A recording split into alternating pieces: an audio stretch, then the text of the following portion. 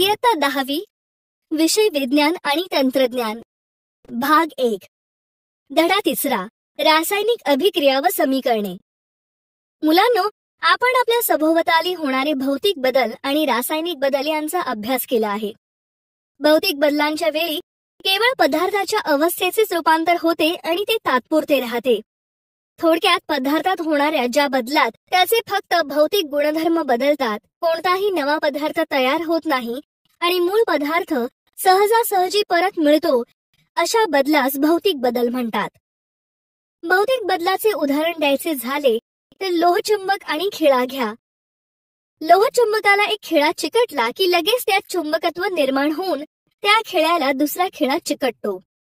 परंतु जर लोहचुंबक खिळ्यापासून दूर नेलं तर दुसरा खिळा त्या खिळ्याला चिकटत नाही, कारण त्या खिळ्यातील चुंबकत्व नष्ट होते. खिळ्यात निर्माण होणारे चुंबकत्व तात्पुरते असते.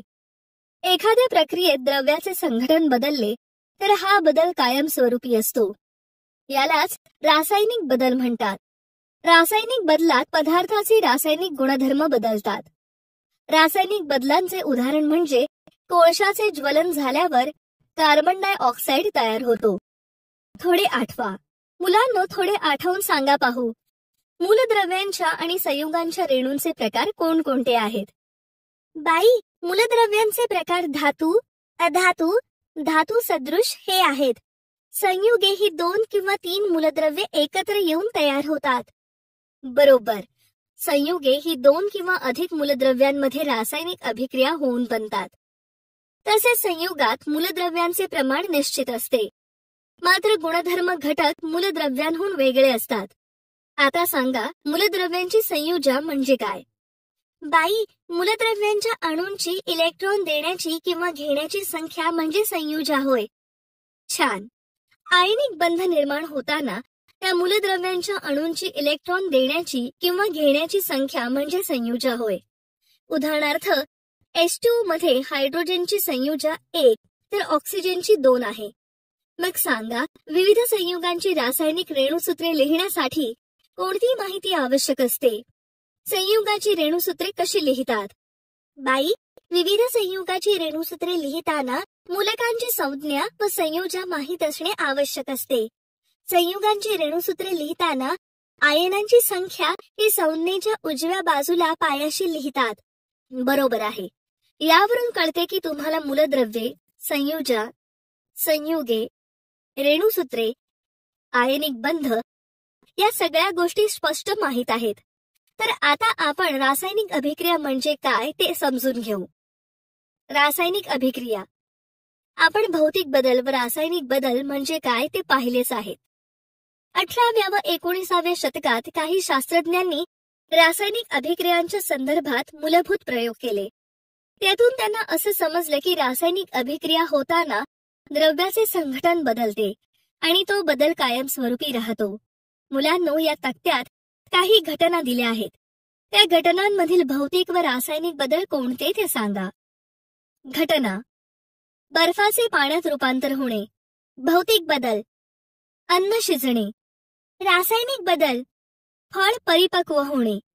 रासायनिक बदल: दुधाचे दह्यात रूपांतर होणे. रासायनिक बदल: पाण्याचे बाष्पीभवन होणे. भौतिक बदल: जठरामध्ये अन्न पचणे. रासायनिक बदल: डांबर गोळी हवेत उघडी ठेवल्यास तिचा आकार कमी होणे. रासायनिक बदल: शहाबादी फरशीवर किंवा कडप्प्यावर लिंबाच्या रसाचे डाग पडणे. रासायनिक बदल: उंचीवरून पडून काचेची वस्तू फुटणे. रासायनिक बदल. शाबास, बरोबर ओळखलत सगळ्यांनी. करून पहा. मुलांनो, आता आपण एक प्रयोग करून पाहूया. त्यासाठी साहित्य: तापमापी, बाष्पन पात्र, तिवई, नरसाळे, परीक्षा नळ्या, बन्सेन बर्नर इत्यादी. रासायनिक पदार्थ: चुनखडीचे चूर्ण, copper sulphate, calcium chloride, potassium chromate, जस्ताची पूड, सोडियम कार्बोनेट, थॅलिक अनहायड्राइड इत्यादी. कृती 1. तिवईवर ठेवलेल्या बाष्पन पात्रामध्ये एक चमचाभर चुनखडी टाका. त्या बाष्पन पात्राला भरपूर उष्णता द्या. जेव्हा आपण चुनखडी असलेल्या बाष्पन पात्राला उष्णता देतो तेव्हा कार्बन डायऑक्साईड वायू मुक्त होतो व कॅल्शियम ऑक्साईडची भुकटी तयार होते. हा रासायनिक बदल आहे. कृती 2. आता कॉपर सल्फेटच्या द्रावणात जस्ताची पूड टाकली असता रंगहीन द्रावण तयार झालेले दिसते. कॉपर सल्फेटचे द्रावण हे निळ्या रंगाचे असून आपण त्यात जस्ताची पूड घातली असता झिंक सल्फेटचे रंगहीन द्रावण तयार झालेले आपल्याला दिसते. हा रासायनिक बदल झाला आहे. कृती 3. बेरियम सल्फेटच्या द्रावणात पोटॅशियम क्रोमेटचे द्रावण मिसळले असता बेरियम सल्फेटचा पिवळा अवक्षेप तयार होतो. तयार होणारा अवक्षेप कायमस्वरूपीचा बदल असून हा रासायनिक बदल आहे. कृती 4. कॅल्शियम क्लोराईडच्या द्रावणात सोडियम कार्बोनेटचे द्रावण घातले असता कॅल्शियम कार्बोनेटचा सफेद अवक्षेप तयार होतो. हाही रासायनिक बदल आहे. आता थॅलिक अनहायड्राइड बाष्पन पात्रामध्ये घ्या. एक नरसाळे घेऊन त्याचे तोंड कापसाने बंद करा. हे नरसाळे बाष्पन पात्रावर उपडे ठेवा. आता बाष्पन पात्राला मंद उष्णता द्या. मग या बाष्पन पात्राला उष्णता दिली असता पहा, नरसाळ्याच्या आतील भागात थॅलिक अनहायड्राइडचे कण जमा होताना दिसत आहेत. मुलांनो, बाष्पन पात्रातील थॅलिक अनहायड्राइडला उष्णता दिली असता त्याचे संप्लवन होते. जेव्हा उपकरण थंड होते तेव्हा थॅलिक अनहायड्राइडच्या वाफेचे संघनन होते आणि नरसाळ्याच्या आतील भागात थॅलिक अनहायड्राइडचे कण जमा होतात. आता आपण जी कृती केली त्या अनुषंगाने हा तक्ता भरला आहे तो नीट पहा. पदार्थांच्या वातावरणातील तापमानात व दाबात होणाऱ्या बदलांमुळे पदार्थांमध्ये भौतिक व रासायनिक बदल होतात. बऱ्याच वेळा भौतिक बदल हे प्रत्यावर्ती असतात. प्रत्यावर्ती म्हणजे पदार्थात बदल होऊनही काही वेळाने पदार्थ त्याच्या मूळ अवस्थेत पुन्हा येतो. उदाहरणार्थ, बर्फ तापविल्यावर तो वितळून त्याचे पाणी होते व पाणी थंड केल्यावर त्याचा पुन्हा बर्फ तयार होतो. यालाच भौतिक प्रत्यावर्ती बदल म्हणतात. या उलट जेव्हा एखाद्या प्रक्रियेत द्रव्याचे संघटन बदलते त्याला रासायनिक बदल म्हणतात. जेव्हा एखादी प्रक्रिया किंवा घटना म्हणजे रासायनिक बदल आहे असे आपण म्हणतो तेव्हा संबंधित द्रव्यात काही रासायनिक अभिक्रिया घडतात. रासायनिक अभिक्रिया ही एक अशी प्रक्रिया आहे की जी घडताना काही पदार्थांमधील रासायनिक बंधांचे विभाजन होते आणि त्यातून नवीन रासायनिक बंध तयार होतात आणि त्या पदार्थाचे रूपांतर नवीन व कायमस्वरूपी पदार्थांमध्ये होते. जे पदार्थ बंध विभाजनाद्वारे रासायनिक अभिक्रियेत सहभागी होतात त्यांना अभिक्रियाकारक किंवा अभिकारक असे म्हणतात. तसेच अभिक्रियेचा परिणाम म्हणून नवीन बंध तयार होऊन जे पदार्थ नव्याने तयार होतात त्यांना उत्पादिते असे म्हणतात. उदाहरणार्थ, जेव्हा कोळशाचे हवेत ज्वलन होते तेव्हा कार्बन डायऑक्साईड तयार होतो. हे एक रासायनिक अभिक्रियेचे उदाहरण आहे. या उदाहरणात कोळसा आणि ऑक्सिजन हे अभिकारक आहेत, कारण कोळसा आणि ऑक्सिजन यांच्यावर रासायनिक अभिक्रिया होऊन कार्बन डायऑक्साईड हे नवीन उत्पादित तयार होते.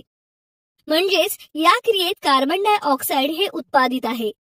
याचप्रमाणे प्रकाश संश्लेषण, विनेगर बनविणे हे रासायनिक बदल आहेत. रासायनिक अभिक्रिया दर्शविण्यासाठी रासायनिक समीकरण लिहितात. रासायनिक समीकरणे. रासायनिक समीकरणांचा अभ्यास करण्यासाठी आपण एक रासायनिक अभिक्रियेचे उदाहरण समजून घेऊ. मागील कृती 2 मध्ये कॉपर सल्फेटच्या निळ्या रंगाच्या द्रावणात जस्ताची पूड घातल्यावर झिंक सल्फेटचे रंगहीन द्रावण तयार झाले होते. ही रासायनिक अभिक्रिया आपण अशी देखील संक्षिप्त स्वरूपात मांडू शकतो. कॉपर सल्फेटचे जलीय द्रावण आणि जस्ताची भुकटी यांची अभिक्रिया होऊन झिंक सल्फेटचे जलीय द्रावण व तांबे तयार होते.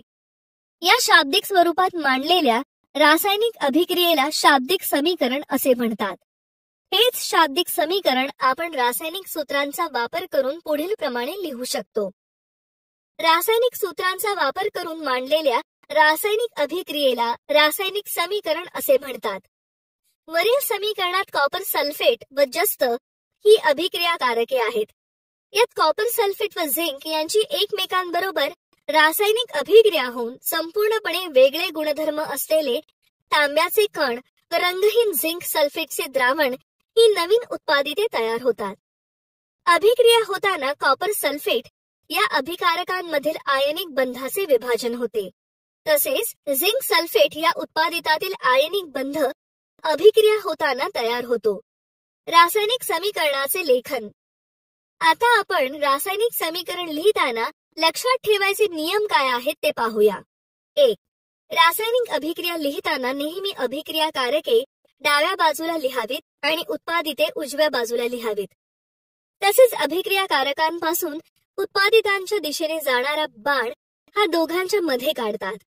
हा बाण रासायनिक अभिक्रियांची दिशा दर्शवितो. 2. जर रासायनिक अभिक्रियेमध्ये 2 किंवा अधिक अभिक्रियाकारके किंवा उत्पादिते असतील तर त्याच्यामध्ये अधिक या चिन्हाचा वापर करतात. उदाहरणार्थ वरील समीकरण 2 मध्ये कॉपर सल्फेट व जस्ताची पूड या अभिक्रियाकारकामध्ये आणि झिंक सल्फेट व तांबे या उत्पादितांमध्ये अधिक हे चिन्ह वापरलेले आहे. 3. समीकरण जास्त माहितीपूर्ण बनविण्यासाठी अभिक्रियाकारके व उत्पादिते यांच्या भौतिक अवस्था देखील समीकरणात दर्शवितात. जर अभिक्रियाकारके व उत्पादिते हे वायुरूप अवस्थेत असतील तर G हे अक्षर कंसात लिहितात. तसेच अभिक्रियाकारके व उत्पादिते द्रवरूप अवस्थेत असतील तर L हे अक्षर आणि स्थायूरूप अवस्थेत असतील तर S हे अक्षर कंसात लिहितात. समीकरणात उत्पादिते वायुरूप असेल तर G ऐवजी असे वरची दिशा दाखवणाऱ्या बाणाचे चिन्ह दर्शवितात आणि उत्पादिते अविद्राव्य स्थायू रूपात तयार झाले असेल म्हणजेच अवक्षेप रूपात तयार झाले असेल तर S ऐवजी असे खालची दिशा दाखविणारे बाणाचे चिन्ह दर्शवितात.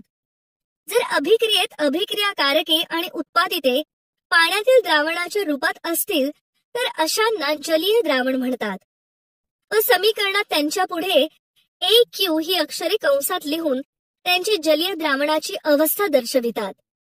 या नियमांचा वापर करून समीकरण 2 चे पुनर्लेखन 3 च्या स्वरूपात असे लिहितात. या समीकरणात कॉपर सल्फेट व झिंक सल्फेट हे जलीय द्रावणाच्या स्वरूपात आहेत तर जस्ताची भुकटी व तांबे हे स्थायी रूपात आहेत. 4. जेव्हा रासायनिक अभिक्रिया घडविण्यासाठी बाहेरून उष्णता द्यावी लागते तेव्हा ते अभिक्रिया दर्शक बाणाच्या वर डेल्टा हे चिन्ह काढून दर्शवितात. उदाहरणार्थ चुनखडी तापविल्यावर चुनकळी तयार होते. ही अभिक्रिया आपण खालील प्रमाणे लिहू शकतो. तसेच कॉपर सल्फेटचे जलीय द्रावण व जस्ताची पूड यांच्यात अभिक्रिया होताना उष्णता बाहेर पडते. बाहेर पडणारी उष्णता समीकरणात खालील प्रमाणे मांडतात. 5. काही अभिक्रिया घडून येण्यासाठी विशिष्ट तापमान, विशिष्ट दाब, उत्प्रेरक इत्यादी अटींची पूर्तता होणे आवश्यक असते. अशा अटी समीकरणात बाणाच्या वर किंवा खाली दर्शवितात. उदाहरणार्थ वनस्पती तेलाची 60°C तापमानाला नायट्रिक उत्प्रेरकाच्या सानिध्यात हायड्रोजन वायू बरोबर अभिक्रिया होऊन वनस्पती तूप तयार होते. ही अभिक्रिया समीकरणात खालील प्रमाणे मांडतात. तसेच अभिक्रियाकारकांविषयी किंवा उत्पादितांविषयी असणारी विशेष माहिती किंवा त्यांची नावे त्यांच्या सूत्राखाली लिहितात. उदाहरणार्थ तांब्याची संवत नायट्रिक आम्लाबरोबर अभिक्रिया केली असता तांबूस रंगाचा विषारी नायट्रोजन डायऑक्साईड वायू तयार होतो. परंतु तांब्याची विरल नायट्रिक आम्लाबरोबर अभिक्रिया केली असता नायट्रिक ऑक्साईड वायू तयार होतो. हे करून पहा. मुलांनो, आता आपण एक कृती करूया. त्यासाठी परीक्षा नळी, शंकू पात्र, तराजू इत्यादी साहित्य घ्या. रासायनिक पदार्थ सोडियम क्लोराईड, सिल्व्हर नायट्रेट यांची द्रावणे घ्या. कृती 1. प्रथम सोडियम क्लोराईडचे द्रावण शंकू पात्रात घ्या व सिल्व्हर नायट्रेटचे द्रावण परीक्षा नळीत घ्या. नंतर सिल्व्हर नायट्रेट टाकलेल्या परीक्षा नळीला दोरा बांधून ते शंकू पात्रात सोडा.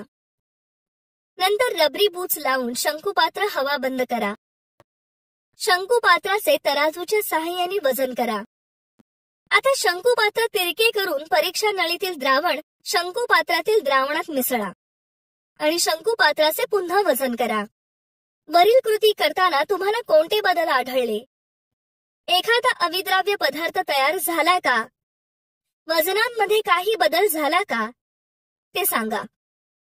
बाई, वरील कृती करताना द्रावणाचा रंग बदलला आणि द्रावण सफेद रंगाचे झाले. या कृतीतून सिल्व्हर क्लोराईड हा पदार्थ तयार झाला.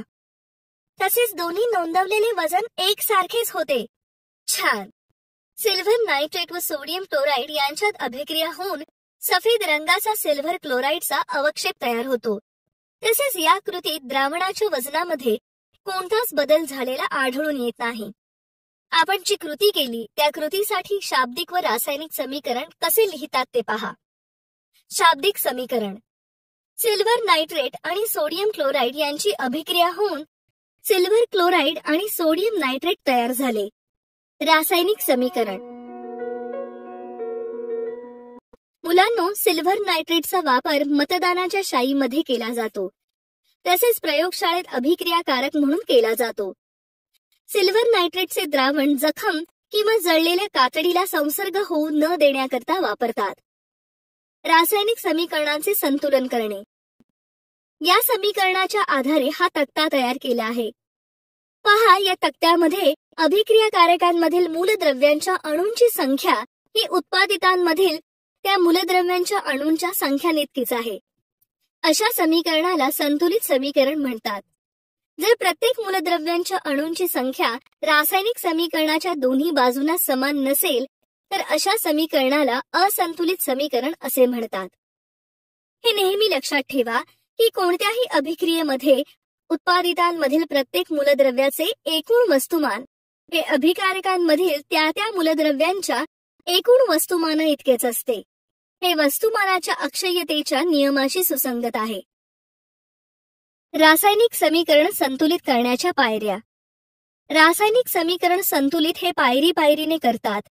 यासाठी प्रयत्न प्रमाद पद्धती वापरतात. कशा त्या खालील समीकरणातून पाहू. उदाहरण: शाब्दिक समीकरण: सोडियम हायड्रॉक्साईड आणि सल्फ्युरिक ऍसिड यांची अभिक्रिया होऊन सोडियम सल्फेट आणि पाणी तयार होते. पायरी 1: दिलेले समीकरण रासायनिक सूत्र वापरून लिहिणे. पायरी 2: समीकरण 10 हे संतुलित आहे की नाही हे तपासण्यासाठी समीकरणाच्या दोन बाजूंच्या विविध मूलद्रव्यांच्या अणुसंख्येची तुलना करणे. वरील तक्त्यात मूलद्रव्यांच्या दोन्ही बाजूंच्या अणूंच्या संख्येची तुलना केली असता असे दिसते की हे समीकरण संतुलित समीकरण नाही. पायरी 3: समीकरणाच्या संतुलनाची सुरुवात ज्या संयुगात जास्तीत जास्त अणू आहेत त्या संयुगांपासून करणे सोयीचे असते. तसेच या संयुगातील ज्या मूलद्रव्याचे अणू दोन बाजूंना असमान असतील त्या मूलद्रव्याचा विचार प्रथम करणे सोयीचे असते. 1. समीकरण 10 चे निरीक्षण केले असता असे लक्षात येते की सोडियम सल्फेट व सल्फ्युरिक ऍसिड या दोन्ही संयुगांमध्ये प्रत्येकी 7 याप्रमाणे जास्तीत जास्त अणू आहेत. यांपैकी कोणाचीही निवड आपल्याला करता येईल. आपण संतुलनासाठी प्रथम सोडियम सल्फेटची निवड करू, कारण सोडियम सल्फेट या संयुगातील मूलद्रव्यांपैकी सोडियमच्या अणूंची संख्या दोन्ही बाजूंना असमान आहे. हे नेहमी लक्षात ठेवा की अणूंचे संतुलन करताना संयुगांचे सूत्र बदलून चालत नाही. म्हणजेच येथे सोडियमची अणुसंख्या 2 करण्यासाठी सोडियम हायड्रॉक्साईड NaOH हे सूत्र बदलून चालणार नाही व Na2OH असेही करता येणार नाही. त्याऐवजी आपल्याला सोडियम हायड्रॉक्साईडला 2 हा सहगुणक लावावा लागेल. हे केल्यानंतर मिळणारे समीकरण पुढील प्रमाणे असेल. 2. आता पुन्हा वरील समीकरण 10 हे संतुलित आहे की नाही ते तपासू. यावरून असे लक्षात येते की दोन बाजूंना ऑक्सिजन व हायड्रोजनची अणुसंख्या असमान असल्याने हे समीकरण 10 असंतुलित आहे. यापैकी हायड्रोजनच्या अणुसंख्येचे संतुलन करण्यासाठी लहान सहगुणक लागेल, म्हणून प्रथम हायड्रोजनच्या अणुसंख्येचे संतुलन करू. 3. समीकरण 10 मध्ये हायड्रोजन अणुसंख्येचे संतुलन करण्यासाठी पाणी ह्या उत्पादिताला 2 हा सहगुणक लावून तयार होणारे नवीन समीकरण पुढील प्रमाणे असेल. 4. समीकरण 10 हे संतुलित आहे की नाही हे पुन्हा तपासू. या तक्त्यावरून असे लक्षात येते की वरील समीकरणामध्ये मूलद्रव्यांच्या अणूंची संख्या समान आहे, म्हणून हे समीकरण संतुलित आहे. पायरी 4. अंतिम संतुलित केलेले समीकरण पुन्हा लिहा. अशा प्रकारे पायरीने एकेका मूलद्रव्याच्या अणुसंख्येचे संतुलन करण्यासाठी योग्य त्या अभिकारकाला व उत्पादिताला योग्य तो सहगुणक लावून असंतुलित रासायनिक समीकरण संतुलित करू शकतो. जरा डोके चालवा. मुलांनो, आता माझ्या या प्रश्नाचे उत्तर द्या. वरील समीकरण 6 मधील अभिकारके व उत्पादिते कोणती आहेत? अभिकारके वनस्पती तेल, हायड्रोजन आणि उत्पादिते वनस्पती तूप आहे. बरोबर. आता आपण हे समीकरण संतुलित करू. यासाठी पायरी 1 म्हणजेच दिलेले समीकरण लिहून घेऊ. पायरी 2 समीकरणाच्या दोन्ही बाजूंना असलेल्या अणूंच्या संख्येची तुलना करू. पायरी 3 दिलेल्या समीकरणात अमोनिया वायू हे संयुग आहे व त्यातील हायड्रोजन हे मूलद्रव्य आहे. डाव्या बाजूस हायड्रोजनचे 2 अणू तर उजव्या बाजूस 3 अणू आहेत. म्हणून दोन्ही बाजूंना हायड्रोजनची संख्या समान करू. हायड्रोजन अणू संतुलित करताना अभिक्रियाकारकात 3 हा सहगुणक लावणे योग्य आहे, तर हायड्रोजनला उत्पादितात 2 हा सहगुणक लावणे योग्य आहे. म्हणजेच अर्धवट असलेले संतुलित समीकरण असे तयार होईल. आता या समीकरणाच्या दोन्ही बाजूंच्या मूलद्रव्यांमधील अणूंची संख्या मोजली असता समान आहे, म्हणून हे संतुलित समीकरण आहे. पायरी 4 अंतिम संतुलित केलेले समीकरण पुन्हा लिहू. आता तुम्ही पुढील अभिक्रियेकरिता संतुलित रासायनिक समीकरण लिहा. कॅल्शियम क्लोराईड आणि सल्फ्युरिक ऍसिड यांची अभिक्रिया होऊन कॅल्शियम सल्फेट आणि हायड्रोजन क्लोराईड तयार होते. पायरी 1 दिलेले समीकरण रासायनिक सूत्रात लिहू. पायरी 2 समीकरणांच्या दोन्ही बाजूंच्या असलेल्या अणूंच्या संख्येची तुलना करू. पायरी 3 दिलेल्या समीकरणात सल्फ्युरिक ऍसिड हे संयुग आहे व त्यातील हायड्रोजन हे मूलद्रव्य आहे. डाव्या बाजूस हायड्रोजनचे 2 अणू आहेत, तर उजव्या बाजूस हायड्रोजन क्लोराईड मध्ये हायड्रोजनचा 1 अणू आहे. म्हणून दोन्ही हायड्रोजनची संख्या समान करू. हायड्रोजनच्या अणूंची संख्या समान करण्यासाठी उत्पादितांमधील हायड्रोजनला 2 हा सहगुणक लावणे योग्य आहे. म्हणजे दोन्ही बाजूंच्या हायड्रोजनची संख्या समान होईल. वरील समीकरणातील घटकांमधील अणूंची संख्या डाव्या बाजूला व उजव्या बाजूला समान आहे, म्हणून संतुलित समीकरण असे आहे. छान. आता पुढील अभिक्रियांमध्ये अभिकारके व उत्पादिते यांच्या भौतिक अवस्था लिहा. ही अभिक्रिया आहे. अभिकारके सल्फर डायऑक्साइड, हायड्रोजन सल्फाइड. उत्पादिते सल्फर, हायड्रोजन डायऑक्साइड. ही अभिक्रिया आहे. अभिक्रियाकारके सिल्वर, क्लोराईड. उत्पादिते सिल्वर क्लोराईड, हायड्रोजन. अगदी बरोबर. रासायनिक अभिक्रियेचे प्रकार. अभिक्रियेतील अभिकारके व उत्पादिते यांचे स्वरूप व संख्या यानुसार अभिक्रियांचे 4 प्रकार पडतात. संयोग अभिक्रिया, अपघटन अभिक्रिया, विस्थापन अभिक्रिया आणि उष्माग्राही अभिक्रिया. संयोग अभिक्रिया रासायनिक अभिक्रियांच्या सामान्य श्रेणीमध्ये संयोग अभिक्रिया असते. योग्य परिस्थितीत जेव्हा 2 किंवा अधिक पदार्थ एकत्र येऊन एकच पदार्थ निर्माण होतो तेव्हा त्याला संयोग अभिक्रिया म्हणतात.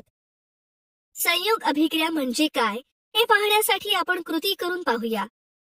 कृती करण्यासाठी लागणारे साहित्य: परीक्षा नळी, काचकांडी, चंचुपात्र इत्यादी. रासायनिक पदार्थ: हायड्रोक्लोरिक आम्ल, अमोनिया द्रावण, चुनकळी इत्यादी. कृती 1. एका परीक्षा नळीमध्ये थोडे हायड्रोक्लोरिक आम्ल घ्या. या परीक्षा नळीला उष्णता द्या. एक काचकांडी अमोनियाच्या द्रावणात बुडवून ती त्या परीक्षा नळीच्या तोंडावर धरा आणि निरीक्षण करा. या कृतीचे निरीक्षण केले असता काचकांडीच्या टोकांवरून जशी उदबत्ती पेटल्यावर पांढरा धूर बाहेर पडताना दिसतो, त्याच प्रकारे पांढऱ्या रंगाच्या दाट वाफा येताना दिसतील. हे पाहिल्यानंतर तुम्हाला प्रश्न पडला असेल की असे का घडले, काय झाले असावे. तर मुलांनो, परीक्षा नळी तापल्याने हायड्रोजन क्लोराईडच्या वाफा बाहेर येऊ लागल्या. तसेच काचकांडीवरील द्रावणातून अमोनिया वायू बाहेर पडला आणि अमोनिया क्लोराईड हा क्षार वायू रूपात तयार झाला.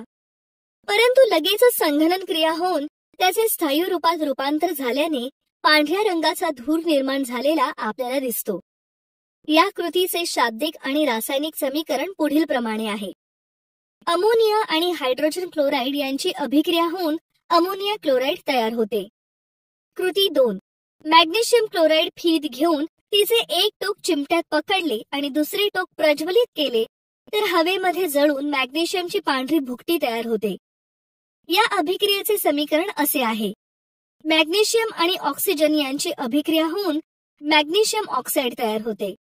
या अभिक्रियेत मॅग्नेशियम व हवेतील ऑक्सिजन यांचा संयोग होऊन मॅग्नेशियम ऑक्साईड हे एकमेव उत्पादित तयार होते.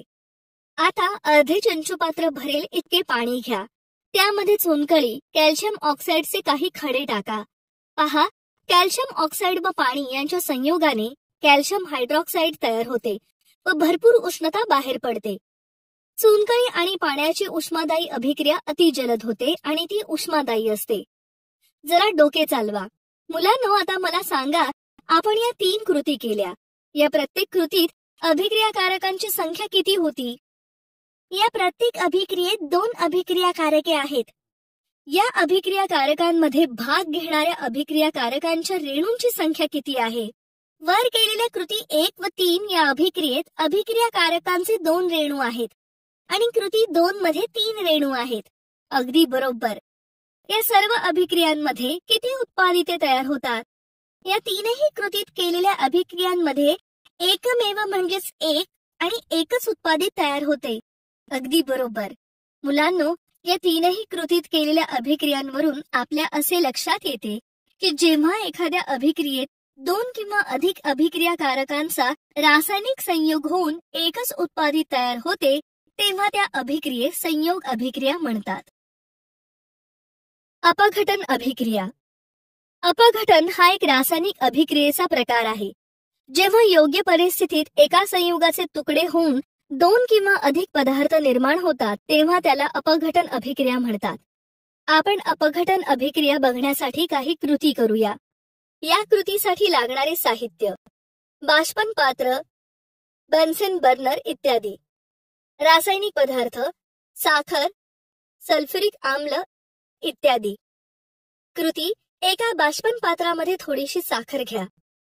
त्या बाष्पन पात्राला बन्सेन बर्नरच्या सहाय्याने उष्णता द्या. उष्णता दिल्यानंतर थोड्या वेळाने करपलेला काळा पदार्थ तयार झालेला दिसेल. या कृतीचे निरीक्षण केले असता आपल्या लक्षात येते की साखरेला म्हणजेच या कृतीतील अभिक्रियाकारकाला उष्णता दिली असता 2 पदार्थांमध्ये विभाजन झाले, ते आहेत कार्बन आणि पाणी. ही अभिक्रिया पुढील प्रमाणे आहे. अशा प्रकारे ज्या अभिक्रियेमध्ये एकच अभिक्रियाकारक असतो तर त्यापासून 2 किंवा अधिक उत्पादिते मिळतात त्या अभिक्रियेला अपघटन म्हणतात. करून पाहूया. मुलांनो, आता आपण आणखी एक कृती करून पाहूया. त्यासाठी लागणारे साहित्य: 2 परीक्षा नळ्या, वक्र नळी, रबरी बूट्स, बर्नर इत्यादी. रासायनिक पदार्थ: कॅल्शियम कार्बोनेट, ताजी चुन्याची निवळी. कृती: एका परीक्षा नळीत थोडे कॅल्शियम कार्बोनेट घ्या.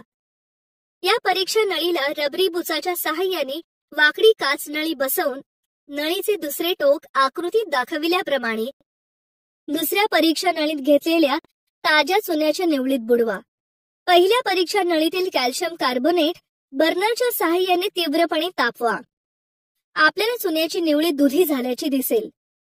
ही कृती करत असताना असे लक्षात येते की कॅल्शियम कार्बोनेटला उष्णता दिली असता त्याचे अपघटन होऊन तयार झालेला कार्बन डायऑक्साईड वायू वक्र नळीच्या सहाय्याने बाहेर पडला.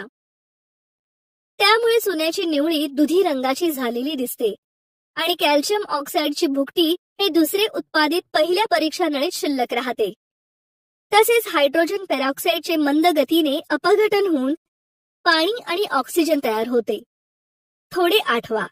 उष्णता, विद्युत अथवा प्रकाशाच्या सहाय्याने पाण्याचे अपघटन करून हायड्रोजन वायूची निर्मिती शक्य आहे का? हो आहे. बरोबर. आपण मागील इयत्तेत अभ्यासले आहे की आम्लयुक्त पाण्यातून विद्युत प्रवाह जाऊ दिल्यास पाण्याचे अपघटन होऊन हायड्रोजन व ऑक्सिजन वायू तयार होतात. हे अपघटन विद्युत ऊर्जेच्या सहाय्याने होते, म्हणून त्याला विद्युत अपघटन म्हणतात. याचे रासायनिक समीकरण पुढील प्रमाणे आहे. या सर्व अभिक्रियांवरून आपल्या असे लक्षात येते की ज्या रासायनिक अभिक्रियेत एकाच अभिकारकांपासून 2 किंवा अधिक उत्पादिते मिळतात त्या अभिक्रियेला अपघटन अभिक्रिया असे म्हणतात. निसर्गात आपल्या भोवती अनेक विघटन प्रक्रिया सतत होत असतात. उदाहरणार्थ सेंद्रिय कचरा सूक्ष्म जीवांमार्फत विघटन पावून खत व जैविक वायू तयार होतो. जैविक वायूंचा उपयोग आपण इंधन म्हणून करतो. विस्थापन अभिक्रिया. आपण कॉपर सल्फेटच्या निळ्या द्रावणात जास्त पूड घातल्यावर झिंक सल्फेटचे रंगहीन द्रावण तयार होऊन या अभिक्रियेत उष्णता बाहेर पडते.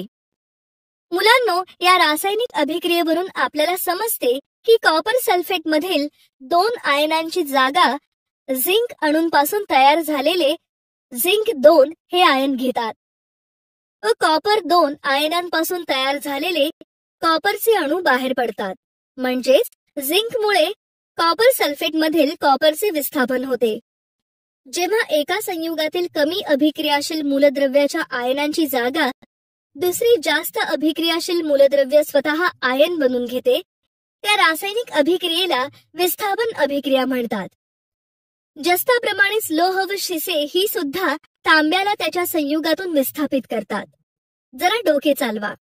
1.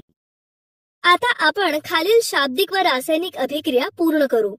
या अभिक्रियेत आयनची पूड कॉपर सल्फेट द्रावणात टाकली असता कॉपर पेक्षा आयन हे जास्त क्रियाशील असल्यामुळे ते कॉपर सल्फेट मधील कॉपर काढून टाकते व रंगहीन फेरस सल्फेटचे द्रावण तयार होते आणि उष्णता बाहेर पडते. 2. या अभिक्रियेत शिसे कॉपर सल्फेट द्रावणात टाकले असता कॉपर पेक्षा शिसे जास्त क्रियाशील असल्यामुळे ते कॉपर सल्फेट मधील कॉपर काढून टाकते. 4. दुहेरी विस्थापन अभिक्रिया. या अभिक्रियेमध्ये अभिक्रियाकारकांमधील आयनांची अदलाबदल होऊन अवक्षेप तयार होतो. अशा अभिक्रियेला दुहेरी विस्थापन अभिक्रिया असे म्हणतात. उदाहरणार्थ सोडियम क्लोराईडच्या द्रावणात सिल्व्हर नायट्रेटचे द्रावण मिसळले असता सिल्व्हर क्लोराईडचा पांढरा अवक्षेप बनतो व सोडियम नायट्रेट द्रावण तयार होते. या अभिक्रियाकारकांमधील सिल्व्हर आणि क्लोरीन या आयनांची अदलाबदल होऊन सिल्व्हर क्लोराईडचा पांढरा अवक्षेप तयार होतो. तसेच बेरियम सल्फेटच्या द्रावणात पोटॅशियम क्रोमेट घातले तर पिवळ्या रंगाचा बेरियम क्रोमेटचा अवक्षेप तयार होतो, हे तुम्हाला माहीतच आहे. या अभिक्रियेचे रासायनिक समीकरण पुढील प्रमाणे आहे. या अभिक्रियेला दुहेरी विस्थापन अभिक्रिया म्हणतात, कारण या अभिक्रियेत अभिक्रियाकारकांमधील आयनांची अदलाबदल होऊन नवीन अवक्षेप तयार होतो. उष्माग्राही आणि उष्मादायी प्रक्रिया व अभिक्रिया. विविध प्रक्रियांमध्ये व अभिक्रियांमध्ये उष्णतेचे आदान प्रदान होते. त्यावरून प्रक्रिया व अभिक्रियांचे 2 प्रकार पडतात.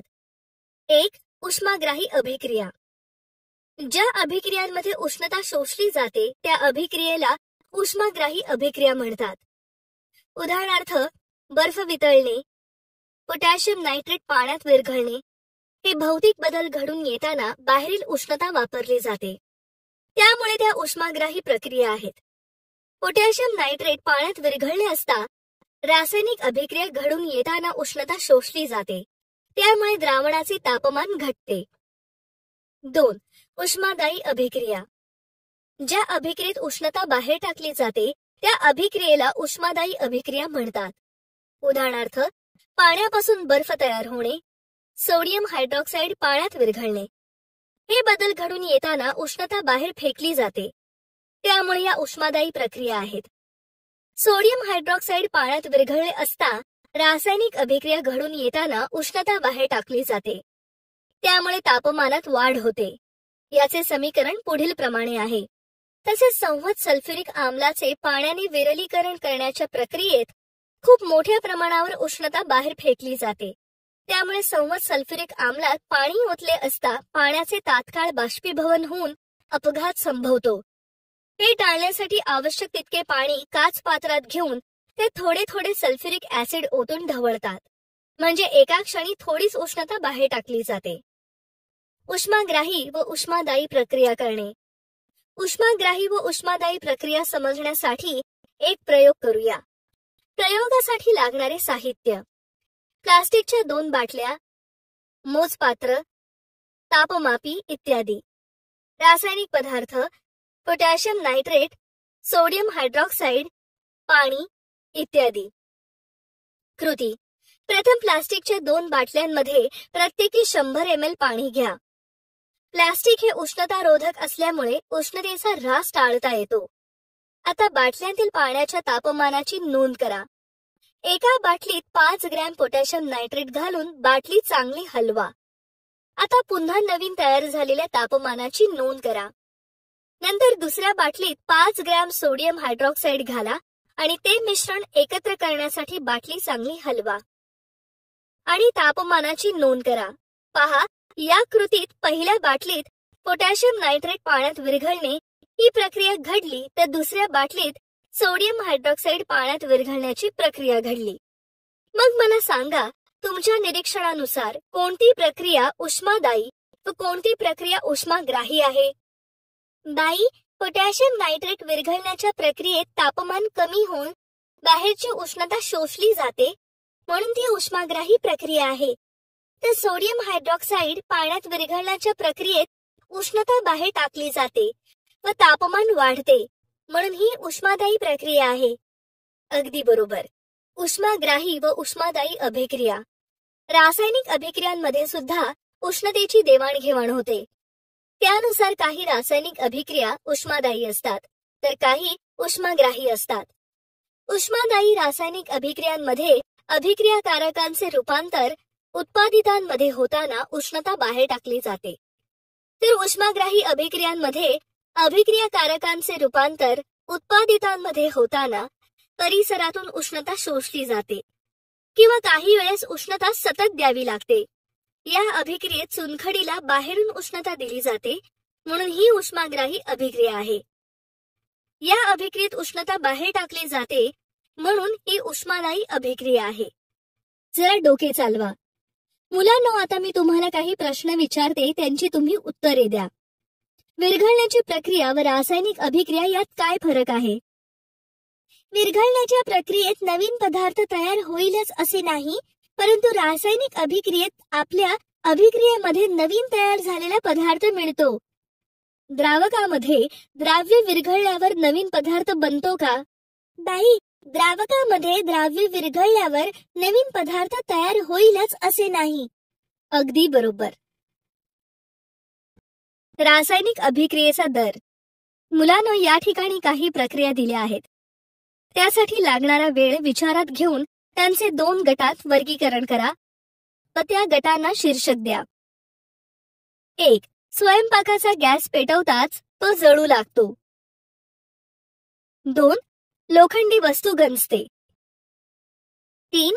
खडकांचे अपक्षण होऊन माती तयार होते. 4. ग्लुकोजच्या द्रावणात योग्य परिस्थितीत यीस्ट मिसळल्यावर अल्कोहोल तयार होते. 5. परीक्षा नळीतील विरल आम्लामध्ये खाण्याचा सोडा टाकल्यावर बुडबुडे निर्माण होतात. 6. बेरियम क्लोराईडच्या द्रावणात विरल सल्फ्युरिक आम्ल मिसळल्यावर पांढरा अवक्षेप तयार होतो. बाई, पहिले वर्गीकरण. जलद गतीने होणाऱ्या क्रिया. 1. स्वयंपाकाचा गॅस पेटवताच तो जळू लागतो. 5. परीक्षा नळीतील आम्लामध्ये खाण्याचा सोडा टाकल्यावर बुडबुडे निर्माण होतात. 6. बेरिलियम क्लोराईडच्या द्रावणात विरल सल्फ्युरिक आम्ल मिसळल्यावर पांढरा अवक्षेप तयार होतो. बाई, दुसरे वर्गीकरण. मंद गतीने होणाऱ्या क्रिया. 2. लोखंडी वस्तू गंजते. 3. खडकांचे अपक्षण होऊन माती तयार होते. 4. ग्लुकोजच्या द्रावणात योग्य परिस्थितीत यीस्ट मिसळल्यावर अल्कोहोल तयार होते. छान. वरील उदाहरणांवरून आपल्या लक्षात येते की काही अभिक्रिया या खूप कमी वेळात घडतात, तर काहींना खूप वेळ लागतो, म्हणजेच त्या मंद गतीने घडतात. याचा अर्थ असा की वेगवेगळ्या अभिक्रियेचा दर वेगवेगळा असतो. परंतु एकच अभिक्रिया अटी बदलल्यानंतर वेगवेगळ्या दरांनी घडू शकते. उदाहरणार्थ, हिवाळ्यामध्ये दूध विरजळल्यानंतर त्याचे दही बनायला खूप वेळ लागतो, तर उन्हाळ्यात दुधाचे दही खूप लवकर बनते, कारण उच्च तापमानाला दुधाचे दही बनण्याच्या अभिक्रियेचा दर वाढतो. म्हणून रासायनिक अभिक्रियेचा दर कोणत्या घटकांवर अवलंबून असतो ते आपण पाहूया. रासायनिक अभिक्रियेच्या दरावर परिणाम करणारे घटक. अभिक्रियेच्या दरावर परिणाम करणारे घटक म्हणजे तापमान, अभिक्रियाकारकांचे स्वरूप, त्यांच्या कणांचा आकार हे आहेत. आपण त्यांचा सविस्तर अभ्यास करूया. अभिक्रियाकारकांचे स्वरूप. ॲल्युमिनियम आणि झिंक या धातूंची विरल हायड्रोक्लोरिक आम्लाबरोबर अभिक्रिया होते. एकाच अभिक्रियाकारकाशी जेव्हा दुसऱ्या 2 किंवा जास्त अभिक्रियाकारकांचा संयोग होतो, तेव्हा रासायनिक अभिक्रियेचा दर अभिक्रियाकारकांच्या स्वरूपावर अवलंबून असतो. ॲल्युमिनियम आणि झिंक या धातूंची विरल हायड्रोक्लोरिक आम्लाबरोबर अभिक्रिया होते व हायड्रोजन वायू मुक्त होतो. या धातूंचे आपल्याला पाण्यात विद्राव्य असे क्षार तयार झालेले दिसतात. परंतु झिंक धातूच्या तुलनेत ॲल्युमिनियम धातूची आम्लाबरोबर अभिक्रिया जलद होते. ॲल्युमिनियम आम्लात लवकर विरघळतो. ॲल्युमिनियम हा झिंक पेक्षा जास्त क्रियाशील आहे. त्याचा विरघळण्याचा वेग हा झिंक पेक्षा जास्त असतो. म्हणून विरल हायड्रोक्लोरिक आम्लाबरोबर ॲल्युमिनियमच्या अभिक्रियेचा दर हा झिंक पेक्षा जास्त असतो. अभिक्रियेच्या दरातील या फरकाला त्या धातूचे स्वरूप कारणीभूत असते. अभिक्रियाकारकांचे स्वरूप रासायनिक अभिक्रियांच्या दरावर परिणाम करते. या क्रिया पुढील प्रमाणे आहेत. ॲल्युमिनियम सोबत विरल हायड्रोक्लोरिक आम्लाची अभिक्रिया. जस्ता बरोबर विरल हायड्रोक्लोरिक आम्लाची अभिक्रिया. रासायनिक अभिक्रियेच्या दरावर परिणाम करणारे घटक पुढील भाग. आ. अभिक्रियाकारकांच्या कणांचा आकार. अभिक्रियाकारकांच्या कणांचा आकार अभिक्रियेच्या दरावर कशा प्रकारे परिणाम करतो हे पाहण्यासाठी आपण एक प्रयोग करूया. साहित्य: 2 परीक्षा नळ्या, वजन काटा, मोजपात्र इत्यादी. रासायनिक पदार्थ: शहाबादी फरशीचे तुकडे, शहाबादी फरशीचा चुरा, विरल हायड्रोक्लोरिक आम्ल इत्यादी. कृती: 2 परीक्षा नळ्यांमध्ये सारख्याच वजनाचे शहाबादी फरशीचे तुकडे व चुरा घ्या. दोन्हींमध्ये प्रत्येकी 10 ml विरल हायड्रोक्लोरिक आम्ल टाका. पहा, शहाबादी फरशीच्या तुकड्यांबरोबर कार्बन डायऑक्साईडचे बुडबुडे हळूहळू तयार होताना दिसतात, तर भुकटीबरोबर ते जलद गतीने तयार होताना दिसतात. यावरून असे समजते की अभिक्रियेचा दर हा अभिकारकांच्या आकारावर अवलंबून असतो. रासायनिक अभिक्रियेत भाग घेणाऱ्या अभिकारकांच्या कणांचा आकार जेवढा लहान असेल तेवढा अभिक्रियेचा दर जास्त असतो. ई. अभिकारकांची संहती. विरल व संहत हायड्रोक्लोरिक आम्लाची चुनखडीच्या भुकटीवर होणारी अभिक्रिया विचारात घेऊ. अभिक्रियाकारकांच्या रेणूंमध्ये वारंवार टक्कर होत असते व ही टक्कर होत असतानाच त्यांच्यामध्ये अभिक्रिया घडून येते. अभिक्रियाकारकांची संहती वाढवणे याचा अर्थ म्हणजे तेवढ्याच आकारमानातील त्यांच्या रेणूंची संख्या वाढवणे होय. रेणूंची संख्या ज्या प्रमाणात वाढते त्याच प्रमाणात त्यांच्यामध्ये टक्करांची संख्या देखील वाढते. म्हणून अभिक्रियाकारकांची संहती वाढवली की अभिक्रियेचा दर वाढतो. विरल हायड्रोक्लोरिक आम्लाची चुनखडीच्या भुकटीबरोबरची अभिक्रिया मंदपणे होऊन चुनखडी हळूहळू कमी होते आणि कार्बन डायऑक्साईड वायू मुक्त होतो. तर संहत आम्लाबरोबरची अभिक्रिया विरल आम्लापेक्षा जलद होते. म्हणजेच अभिक्रियेचा दर हा अभिक्रियाकारकाच्या संहतीच्या प्रमाणात बदलतो. ई. अभिक्रियेचे तापमान. रासायनिक अभिक्रिया ही अभिक्रियाकारकांच्या रेणूंमध्ये होणाऱ्या टक्करांमुळे होते. याशिवाय विशिष्ट ऊर्जा असलेल्या रेणूंमधील टक्करच फलदायी होतात. अभिक्रियाकारकांचे तापमान वाढले असता त्यांच्या रेणूंचा वेग व परिणामी त्यांची गतीज ऊर्जा वाढते. याचा परिणाम म्हणजे टक्करांची वारंवारता व विशेष ऊर्जायुक्त अशा परिणामकारक टक्करांची संख्या वाढते. चुनखडी तापवली असता अपघटन होऊन कार्बन डायऑक्साईड वायू तयार होतो आणि कार्बन डायऑक्साईडमुळे चुन्याची निवळी दुधी होते. मात्र चुनखडी तापवली नाही तर चुन्याची निवळी दुधी होत नाही. म्हणजेच अभिक्रियाचा दर तापमानावर अवलंबून असतो. स्थायूरूप चुनखडीचे अपघटन सर्वसामान्य तापमानात होत नाही, पण ते तापवले असता त्याचे अपघटन होऊन कॅल्शियम ऑक्साईड व कार्बन डायऑक्साईड वायू तयार होतात. म्हणजेच अभिक्रियेचे तापमान वाढले असता रासायनिक अभिक्रियेचा वेग वाढतो. उत्प्रेरक. मुलांनो, उत्प्रेरक म्हणजे काय हा प्रश्न तुम्हाला पडला असणार. तर ज्या पदार्थाच्या केवळ उपस्थितीमुळे रासायनिक अभिक्रियेचा दर बदलतो, परंतु त्या पदार्थांमध्ये कोणताही रासायनिक बदल होत नाही, अशा पदार्थाला उत्प्रेरक म्हणतात. उदाहरणार्थ पोटॅशियम क्लोराईड तापवले असता त्याचे अपघटन मंद गतीने होते. येथे कणांचा आकार लहान करून किंवा अभिक्रियेचे तापमान वाढवून देखील वरील अभिक्रियेचा दर वाढत नाही. परंतु मॅंगनीज डायऑक्साईडच्या उपस्थितीत अभिक्रियेचा दर वाढतो व पोटॅशियम क्लोराईडचे जलद गतीने अपघटन होऊन ऑक्सिजन वायू मुक्त होतो. या अभिक्रियेत मॅंगनीज डायऑक्साईडमध्ये कोणताही रासायनिक बदल होत नाही, म्हणजेच तो उत्प्रेरक म्हणून कार्य करतो. माहित आहे का तुम्हाला? मुलांनो, तुम्हाला खालील गोष्टी माहीत असायला हव्यात. प्रत्येक रासायनिक बदलामध्ये एक किंवा अधिक रासायनिक अभिक्रिया घडतात. काही रासायनिक अभिक्रिया शीघ्र तर काही मंद गतीने होतात. तीव्र आम्ल व तीव्र आम्लारी यामधील अभिक्रिया तात्काळ होते. आपल्या शरीरात विकर जैव रासायनिक अभिक्रियांचा दर वाढवतात व शरीराच्या तापमानालाच त्या घडवून आणतात. नाशवंत खाद्यपदार्थ शीतकपाटात जास्त काळ टिकतात. खाद्यपदार्थाच्या विघटनाचा दर तापमानामुळे कमी होतो. पाण्यापेक्षा तेलावर भाजी लवकर शिजते. जर अभिक्रियेचा दर जलद असेल तर रासायनिक कारखान्यांमध्ये रासायनिक प्रक्रिया फायदेशीर ठरतात. अभिक्रियेचा दर हा पर्यावरणाच्या दृष्टिकोनातून देखील महत्वाचा आहे. पृथ्वीच्या वातावरणातील ओझोन वायूचा थर सूर्याच्या अतिनील किरणांपासून आपल्या पृथ्वीवरील सजीव सृष्टीचे संरक्षण करतो. हा थर कमी होणे किंवा टिकून राहणे ही प्रक्रिया साधारणतः ओझोन रेणूच्या निर्मितीच्या आणि नष्ट होण्याच्या दरावर अवलंबून असते. ऑक्सिडीकरण व क्षपण. अनेक प्रकारचे पदार्थ ऑक्सिडीकरण व क्षपण या प्रकारच्या अभिक्रिया देतात. खालील अभिक्रियांचे निरीक्षण करूया. मॅग्नेशियम आणि ऑक्सिजनची अभिक्रिया होऊन मॅग्नेशियम ऑक्साईड तयार होते. कॅल्शियम आणि ऑक्सिजनची अभिक्रिया होऊन कॅल्शियम ऑक्साईड तयार होते. मॅग्नेशियम डायहायड्रॉक्साईड अभिक्रिया मॅग्नेशियम अधिक हायड्रोजन इथेन इथिन. वरील अभिक्रियांचे निरीक्षण केले असता तुमच्या लक्षात येईल की अभिक्रिया 20 व 21 मध्ये एका अभिकारकाचा ऑक्सिजनशी संयोग झालेला आहे, तर 22 व 23 मध्ये अभिकारकांमधून हायड्रोजन निघून गेला आहे. ही उदाहरणे म्हणजेच ऑक्सिडीकरण अभिक्रिया होय.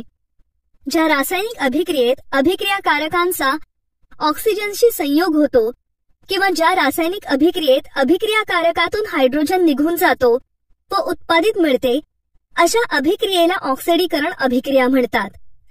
काही ऑक्सिडीकरण अभिक्रिया विशिष्ट रासायनिक पदार्थांच्या उपयोगाने घडवून आणतात. येथे इथिल अल्कोहोल या अभिकारकांच्या ऑक्सिडीकरणासाठी आम्लयुक्त पोटॅशियम डायक्रोमेट ऑक्सिजन उपलब्ध करून देतात. असे जे रासायनिक पदार्थ ऑक्सिजन उपलब्ध करून देतात आणि ऑक्सिडीकरण अभिक्रिया घडवून आणतात त्यांना ऑक्सिडक म्हणतात. माहित आहे का तुम्हाला? नियंत्रित ऑक्सिडीकरण घडवून आणण्यासाठी विविध रासायनिक ऑक्सिडक वापरतात. पोटॅशियम डायक्रोमेट, सल्फ्युरिक आम्ल, पोटॅशियम मॅग्नेट, सल्फ्युरिक आम्ल ही काही नेहमीच्या वापरातील रासायनिक ऑक्सिडके आहेत. हायड्रोजन पेरॉक्साईड हा सौम्य ऑक्सिडक म्हणून वापरतात. ओझोन हा सुद्धा एक रासायनिक ऑक्सिडक आहे. रासायनिक ऑक्सिडकांपासून निर्माण झालेला नवजात ऑक्सिजन ऑक्सिडीकरणासाठी वापरला जातो. Ozone, oxygen. पाणी, पाणी. पोटॅशियम डायक्रोमेट आणि सल्फ्युरिक आम्ल यांची अभिक्रिया होऊन पोटॅशियम सल्फेट, क्रोमियम सल्फेट, पाणी आणि ऑक्सिजन तयार होतो. पोटॅशियम मॅग्नेट आणि सल्फ्युरिक आम्ल यांची अभिक्रिया होऊन पोटॅशियम सल्फेट, मॅंगनीज सल्फेट, पाणी आणि ऑक्सिजन तयार होतो. नवजात ऑक्सिजन ही ऑक्सिजन रेणू तयार होण्यापूर्वीची अवस्था आहे. हे ऑक्सिजनचे अभिक्रियाशील रूप आहे व ते असे लिहून दर्शवतात. जरा डोके चालवा. मुलांनो, आता माझ्या काही प्रश्नांची उत्तरे द्या. पेय जलाच्या शुद्धीकरणासाठी कोणता ऑक्सिडक वापरतात? बाई, पाणी स्वच्छतेसाठी आपण क्लोरीन वापरतो आणि पेयजलाच्या शुद्धीकरणासाठी क्लोरीन असणारे पदार्थ ऑक्सिडक म्हणून वापरतात. बरोबर. मग पाण्याच्या टाक्या साफ करताना पोटॅशियम परमॅंगनेट का वापरतात? बाई, पाण्याच्या टाक्यांमध्ये सूक्ष्म रोगजंतू तसेच कुजलेल्या अंड्याचा वास असलेला हायड्रोजन सल्फाइड असतो. हे काढून टाकण्यासाठी पाण्याच्या टाक्या साफ करताना पोटॅशियम परमॅंगनेट वापरतात. छान. मग आता पोटॅशियम परमॅंगनेट हा रासायनिक ऑक्सिडक आहे. या अभिक्रियेचे निरीक्षण करा. या अभिक्रियेत आम्लाच्या उपस्थितीत पोटॅशियम परमॅंगनेटने फेरस सल्फेटचे ऑक्सिडीकरण केले. यात पोटॅशियम सल्फेट व मॅंगनीज सल्फेट ही उत्पादिते मिळतात. फेरस सल्फेटचे ऑक्सिडीकरण होऊन फेरिक सल्फेट तयार झाले. येथे ऑक्सिडीकरण कसे झाले ते पहा. वरील रूपांतरात जो निव्वळ बदल होतो तो पुढील प्रमाणे निव्वळ आयनिक अभिक्रियेने दर्शवता येतो. निव्वळ आयनिक अभिक्रिया फेरस फेरिक.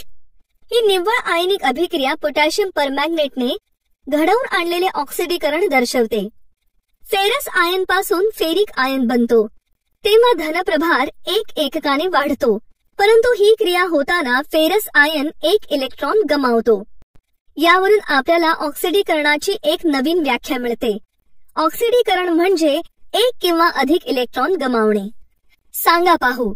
वनस्पती तेलापासून वनस्पती तूप तयार करणे ही कोणत्या प्रकारची अभिक्रिया आहे असं तुम्हाला वाटतं? वनस्पती तेलापासून वनस्पती तूप तयार करणे ही रासायनिक अभिक्रिया आहे.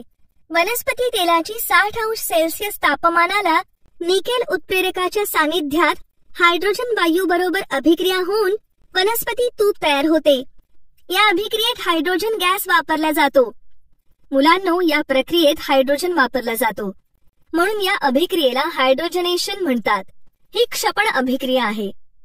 ज्या रासायनिक अभिक्रियांमध्ये अभिकारके हायड्रोजन प्राप्त करतात त्या अभिक्रियांना क्षपण अभिक्रिया असे म्हणतात. त्याचप्रमाणे ज्या अभिक्रियांमध्ये अभिकारकातील ऑक्सिजन निघून जातो आणि उत्पादित तयार होते अशा अभिक्रियांना सुद्धा क्षपण असे म्हणतात. जो पदार्थ क्षपण घडवून आणतो त्याला क्षपणक असे म्हणतात. जेव्हा काळ्या कॉपर ऑक्साईडवरून हायड्रोजन वायू प्रवाहित करतात तेव्हा गुलाबीसर तपकिरी रंगाचे कॉपर तयार होते. या अभिक्रियेत कॉपर ऑक्साईडमधून ऑक्सिजन निघून जातो. तर आता मला सांगा, या अभिक्रियेत क्षपणक कोण आहे? तसेच कोणत्या अभिकारकाचे क्षपण झाले? या अभिक्रियेत कॉपर ऑक्साईड हा क्षपणक आहे, तर कॉपर या अभिकारकाचे क्षपण झाले. मुलांनो, या अभिक्रियेच्या वेळी कॉपर ऑक्साईड मधील ऑक्सिजनचा अणू बाहेर पडतो. म्हणजेच या अभिक्रियेत कॉपर ऑक्साईडचे क्षपण होते. तर हायड्रोजनचा रेणू ऑक्सिजन अणू स्वीकारतो व पाणी तयार होते. म्हणून हायड्रोजनचे ऑक्सिडीकरण होते. अशा प्रकारे ऑक्सिडीकरण व क्षपण या अभिक्रिया एकाच वेळी या अभिक्रियेत घडतात. ऑक्सिडीकरणामुळे क्षपणकाचे ऑक्सिडीकरण होते व क्षपणकामुळे ऑक्सिडिकाचे क्षपण होते. या वैशिष्ट्यांमुळे क्षपण अभिक्रिया व ऑक्सिडीकरण अभिक्रिया अशा 2 पदांऐवजी रेडॉक्स अभिक्रिया अशा एकाच पदाचा वापर करतात. रेडॉक्स अभिक्रिया बरोबर क्षपण अधिक ऑक्सिडीकरण. यावरून आपल्या असे लक्षात येते की ज्या रासायनिक अभिक्रियेत एकाच वेळी जेव्हा ऑक्सिडीकरण व क्षपण या दोन्ही अभिक्रिया घडून येतात तेव्हा त्या अभिक्रियेला रेडॉक्स अभिक्रिया म्हणतात. जरा डोके चालवा. रेडॉक्स अभिक्रियांची आणखी काही उदाहरणे आहेत. त्याच्यातील क्षपणक व ऑक्सिडक कोणते ते ओळखा. या अभिक्रियेत हायड्रोजन सल्फाइड हा क्षपणक आहे तर सल्फर डायऑक्साइड हा ऑक्सिडक आहे. कारण हायड्रोजन हा सल्फर डायऑक्साइड मधला ऑक्सिजनचा अणू स्वीकारतो. मुलांनो, या अभिक्रियेत क्षपण व ऑक्सिडीकरण कसे होते ते पहा. या अभिक्रियेच्या वेळी सल्फर डायऑक्साइड मधील ऑक्सिजनचा अणू बाहेर पडतो, अर्थात त्याचे क्षपण होते. तर हायड्रोजनचा अणू ऑक्सिजन स्वीकारतो आणि पाणी तयार होते, म्हणून हायड्रोजनचे ऑक्सिडीकरण होते. आता सांगा, खालील अभिक्रियेत क्षपणक व ऑक्सिडक कोण आहेत? या अभिक्रियेत क्षपणक हायड्रोक्लोरिक आम्ल आहे, तर ऑक्सिडक मॅंगनीज डायऑक्साइड आहे. बरोबर आहे. या अभिक्रियेत हायड्रोजनचा रेणू ऑक्सिजन अणू स्वीकारतो व पाणी तयार होते, म्हणून मॅंगनीज डायऑक्साइडचे क्षपण होऊन मॅंगनीज क्लोराईड तयार होते व हायड्रोजनचे ऑक्सिडीकरण होते. आता सांगा, ऑक्सिडीकरण म्हणजे इलेक्ट्रॉन गमावणे, तर मग क्षपण म्हणजे काय? क्षपण म्हणजे इलेक्ट्रॉन स्वीकारणे होय. छान. फेरिकचे क्षपण होऊन फेरस तयार होणे. ही क्षपण अभिक्रिया इलेक्ट्रॉन या संज्ञेचा वापर करून आपण अशी लिहू शकतो. यात फेरिकचा एक इलेक्ट्रॉन गमावून फेरसचा आयन तयार होतो. विचार करा, घरातील अॅल्युमिनियमच्या भांड्यावरची चकाकी काही दिवसांनी कमी होऊन ती भांडी निस्तेज होतात, असे का होते? हा प्रश्न आपल्याला पडतो. असे होते कारण अॅल्युमिनियमची भांडी खूप काळ वापरल्यानंतर किंवा अॅल्युमिनियमची भांडी बराच काळ तशीच ठेवली तर अॅल्युमिनियमचे ऑक्सिडीकरण होते आणि अॅल्युमिनियम ऑक्साईडचा थर त्या भांड्यावर जमा होतो, म्हणून त्या भांड्यावरची चकाकी काही दिवसांनी कमी होऊन ती निस्तेज होतात. हे नेहमी लक्षात ठेवा. अणूंवरील किंवा आयनांवरील धनप्रभार जेव्हा वाढतो किंवा ऋणप्रभार कमी होतो तेव्हा त्याला ऑक्सिडीकरण म्हणतात. तसेच जेव्हा धनप्रभार कमी होतो किंवा ऋणप्रभार वाढतो तेव्हा त्याला क्षपण म्हणतात.